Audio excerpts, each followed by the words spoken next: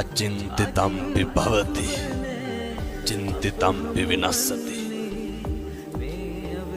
මේ ලෝකෙ කවදාවත් හිතන දේ වෙන්නේ නැහැ. වෙන දේ හිතාගන්න. වෙල් බැඳ ගමන මෙයින් නිම වෙයි. අදින් පසුවනේ අප හමුවන්නේ මේ අවසන් දිනයයි. සසර පුරාප අත්වැල් බැඳ ගමන මෙයින්